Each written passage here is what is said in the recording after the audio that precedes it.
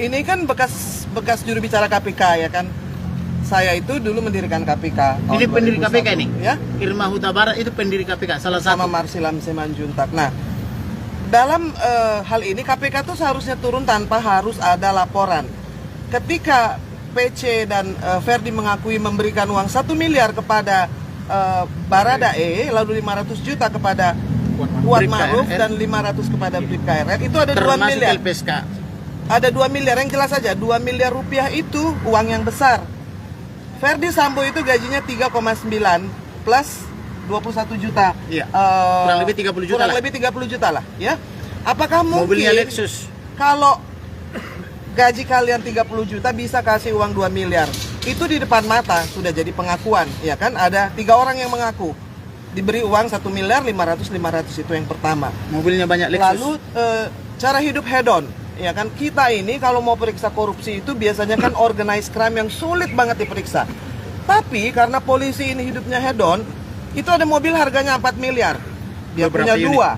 Ada mobil yang harganya 5 miliar.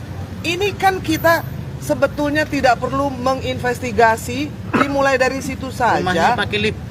Ya, nah, kalau Feby Ardiansa ini betul masih paham soal satu, ya, ketika seorang pegawai negeri, itu polisi itu ASN loh, pegawai negeri sipil ya, yang jelas gajinya dan hidup tidak sesuai dengan gajinya, itu langsung diperiksa karena orang korupsi itu untuk lifestyle. Jadi kalau lifestyle-nya itu seperti konglomerat, sementara dia gajinya hanya 30 juta, kalian juga nggak perlu investigasi, bisa hitung-hitungan kok. Berapa yang dia kasih untuk yang mau nembak Joshua? Sumbernya dari mana bilang? Iya. Nah itu sendiri doanya dari mana? Pesan saya kepada Feby Ardiansa, ya, kalau dia masih tahu bahwa dalam KPK itu yang menyalahgunakan power, yang menyalahgunakan kekuasaan untuk mendapatkan uang untuk pribadi dan keluarga. Jadi ada 2 hal yang di depan mata itu. Dorongan amplop yang 2 miliar itu besar loh. Dia mesti kerja berapa tahun? 300 juta itu 1 tahun. Iya dong. Kalau tahun 3 miliar. 10 tahun nggak belanja apa-apa. Kalau Jadi 20 tahun, jadi Febri baru 6 miliar. Febri dibayar berapa? Saya mau tanya. Kalau si yang nembak itu didorong-dorong, ya kan? Febri mesti buka dong. Ini jelas pro bono.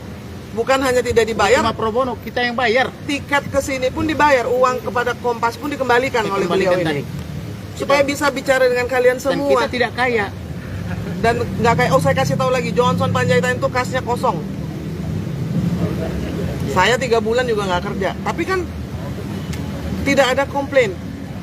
Kenapa? Karena tahu bahwa kita ini mau menegakkan keadilan itu nggak gampang. Namun Tuhan mencukupkan biayanya kan. Yes. Amin. Yes. Sebagai tambahan, kalau Putri Chandrawati sama Ferdi Sambo masuk ke KPK atau masuk ke rutan KPK, berarti Febri Ardiansa sudah bekerja objektif sebagai penasihat hukum. Tapi kalau Putri Chandrawati dan Ferdi Sambo tidak ditangkap oleh KPK, berarti mereka percuma ex KPK, berarti dia tidak kerja objektif. Karena kalau objektif, pelaku tindak pidana korupsi harus dijerat secara hukum. Bang, bisa dipertegas gak apa dasarnya maksudnya Ibu Pece dan Ferdi Sambo itu harus masuk ke KPK gitu? Kita nggak tahu. Ya karena kan tadi 2 miliar memberikan gratifikasi. dari mana? Gratifikasi kan kejahatan.